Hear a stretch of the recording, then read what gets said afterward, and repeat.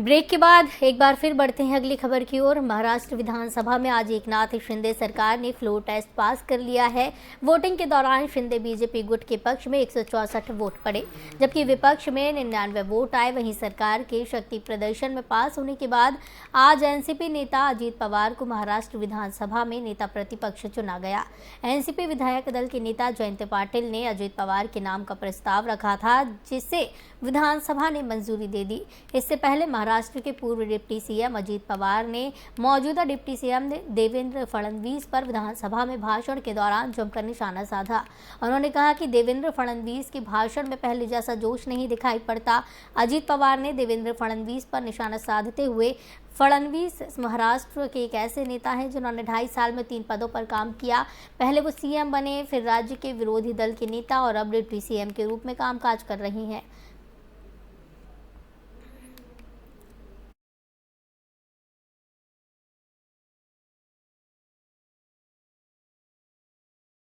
शिवसेना में बड़ी बगावत के बाद सत्ता गंवा चुके उद्धव ठाकरे आज बीजेपी और मुख्यमंत्री एकनाथ शिंदे पर जमकर बरसे। शिवसेना को मजबूत करने में जुटे ठाकरे ने कहा कि हिम्मत है तो मध्यवर्ती चुनाव में आओ और लड़ो। ऐसे खेल को खेलने की बजाय चलो जनता के दरबार में चलते हैं। हम गलत हुए तो लोग हमें घर पर ही बिठा देंगे, अगर आप गलत हो तो लोग आपको घर पर बिठा देंगे। उद्धव ठाकरे ने कहा, अभी जो हो रहा है वो इस तथ्य पर आधारित है कि डॉक्टर बाबा साहेब अम्बेडकर के संविधान को तोड़ने की कोशिश कर रही हैं। देश की आज़ादी के अमृत जयंती वर्ष में महाराष्ट्र में जो शुरू हुआ है उसके बारे में सभी सच बोले।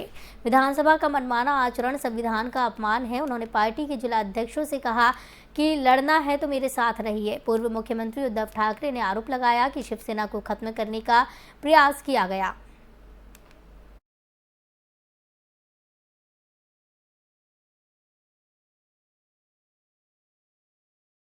राजीव नगर के लोगों के लिए पटना हाईकोर्ट से एक राहत भरी खबर सामने आई है। पटना हाईकोर्ट ने अवैध निर्माण की कार्रवाई, प्रशासन की कार्रवाई पर रोक लगा दी। राजीव नगर के नेपाली नगर के लोगों ने हाईकोर्ट में याचिका दायर की थी, जिस पर सुनवाई करते हुए सोमवार को कोर्ट ने फिलहाल इस पर रोक लगा दी है। वहीं प्रशासन के इस कार्रवाई का विरोध कर रहे गिरफ्तार लोगों को भी छोड़ने के आदेश दिए हैं। अब इस मामले में अगली सुनवाई 6 जुलाई को होगी। बता दें कि सोमवार की सुबह पटना के राजीव नगर में लोग धरना दे रहे थे। इस दौरान जन अधिकार पार्टी के सुप्रीमो व पूर्व सांसद पप्पू यादव लोगों के साथ सड़क पर बैठे थे। पुलिस ने उन पर नामजद प्राथमिकी दर्ज की है। इस दौरान क्षेत्र में धारा 144 लागू थी। ऐसे में प्रशासन का सख्त निर्देश था कि भीड़ इकट्ठा नहीं करना है। इसके बावजूद लोगों की भीड़ जुटी थी, जिसमें पूर्व सांसद पप्पू यादव मौजूद थे। इस मामले में अभी तक पुलिस ने 26 लोगों को गिरफ्तार कर लिया है।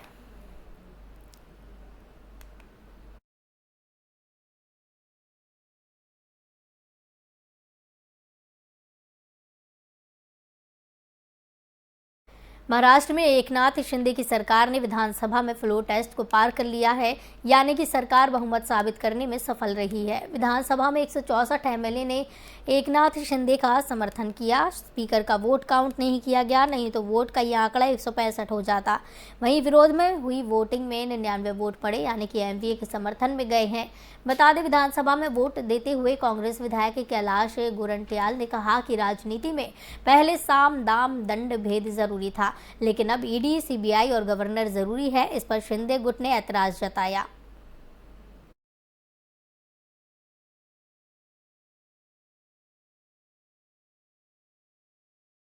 शिवसेना सांसद संजय राउत ने बागियों को लेकर फिर से बयान दिया है। उन्होंने शिवसेना छोड़ने वाले विधायकों को लेकर कहा कि महाराष्ट्र के गांव में घूमना भी मुश्किल है। लेकिन हमारी पार्टी फिर एक बार खड़ी खत्म नहीं होगी। फिर एक बार हम काम शुरू करेंगे, गांव-गांव में जाएंगे, कार्यकर्ताओं से मिलेंगे। लेकिन गांव-गांव में फिरना मुश्किल है ये लोगों का जो छोड़कर चले गए। इसीलिए तो जिस तरह से मुंबई में उतरे, अपने आप को शेर समझते थे ये लोग पहले जब शिवसेना में थे। हम शेर है शिवसेना के, लेकिन कसाब को भी इतनी सिक्योरिटी कभी नहीं थी। उतनी सिक्योरिटी देकर लगभग आर्मी को ही बुलाया था मुंबई में उनकी सुरक्षा के लिए। जब मुंबई में उतरे, जब गुवाहाटी में थे, आपने देखा होगा किस तरह से घेराबंदी की थी। किस बात का डर है आपको?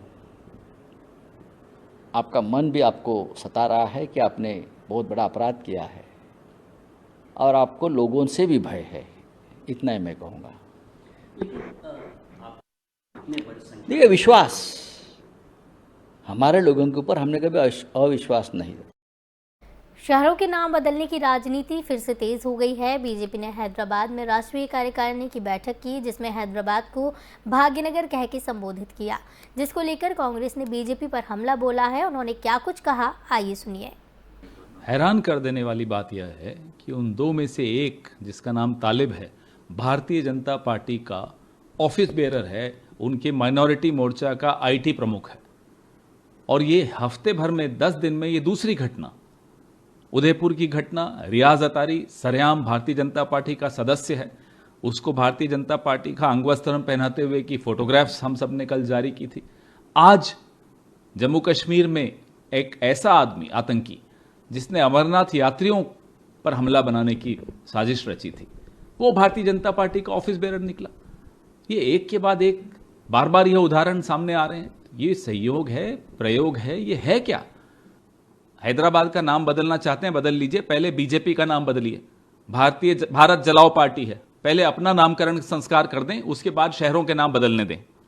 उदयपुर में भी इनका एक AIMIM चीफ असदुद्दीन ओवैसी आए दिन अपने बयानों की वजह से सुर्खियों में रहते हैं। ओवैसी ने पीएम मोदी और गृह मंत्री शाह को लेकर बड़ा बयान दिया है, आइए सुनिए।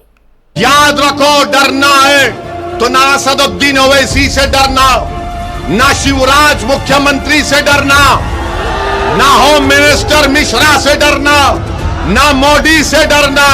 अगर डरना है तो किससे डरोगे?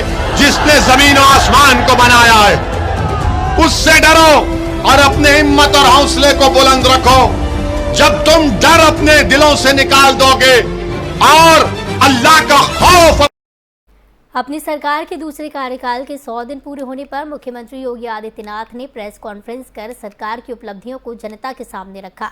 इस मौके पर उन्होंने एक पुस्तक का विमोचन किया। इस मौके पर मुख्यमंत्री योगी आदित्यनाथ ने कहा कि हमारी सरकार के दूसरे कार्यकाल के 100 दिन जनता की सेवा, सुरक्षा और सुशासन को समर्पित रही हैं।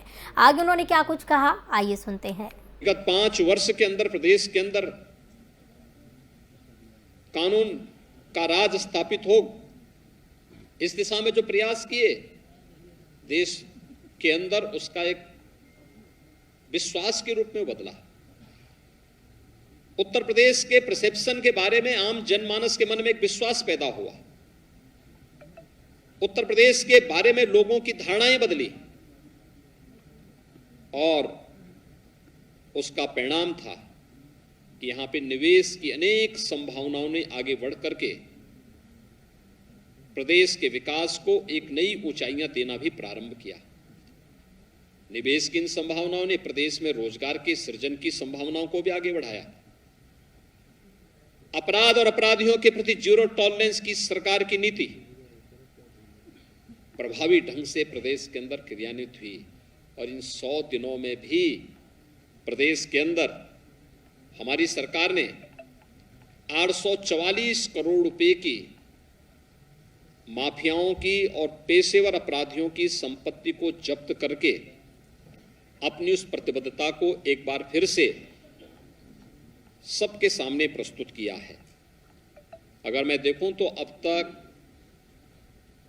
2017 से अब तक 2925 करोड़ रुपए की अवैध संपत्तियां हम लोगों ने प्रदेश के अंदर माफियाओं से जब्त की है। यही नहीं, ये पहली बार हुआ है कि जब पुलिस के संरक्षण में कहीं भी कोई गलत कार्य नहीं बल्कि अवैध पार्किंग हटाए गए, टैक्सी स्टैंड हटाए गए, उन्हें व्यवस्थित स्वरूप नगर निकायों के साथ मिलकर के भी प्रदान किया गया और आज लगभग प्रदेश के अंदर 68,700 से अधिक अतिक्रमण स्थल, जो सड़कों पर अतिक्रमण बनाए गए थे, आवागमन को बाधित करके किए जाते थे, उनको हटाया गया। 76,000 से अधिक अवैध पार्किंग स्थल भी मुक्त किए गए। उत्तर प्रदेश की परंपरागत उत्पाद, वन डिस्ट्रिक्ट वन प्रोडक्ट से जुड़े हुए उत्पाद, लोकल फॉर ग्लोबल के अपनी प्रतिबद्धता को आगे बढ़ाते हुए G7 की समिट में भी उत्तर प्रदेश के उत्पाद को दुनिया के उन 7 महत्वपूर्ण राष्ट्राध्यक्षों को प्रदान करने उपहार स्वरूप भेंट किया।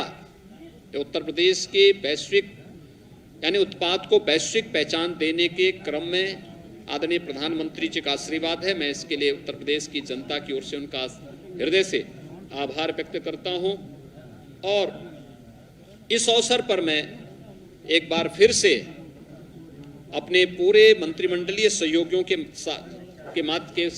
की ओर से आपका भी मैं हृदय से धन्यवाद देता हूं कि शासन की योजना को जनता जनार्दन तक पहुंचाने और उन योजनाओं को प्रभावी क्रियान्वयन करने में जो आपका सकारात्मक योगदान है, इसके लिए मैं आपको भी धन्यवाद देता हूं।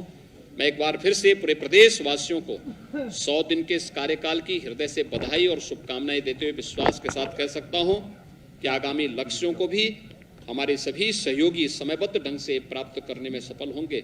बहुत बहुत धन्यवाद।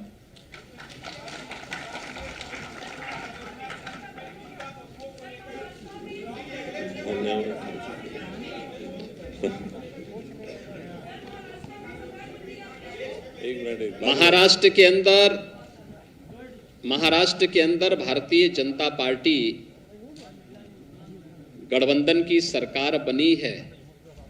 यह महाराष्ट्र को भ्रष्टाचार से मुक्त, अराजकता से मुक्त और एक सुशासन की ओर विकास के पथ पर अग्रसर करने।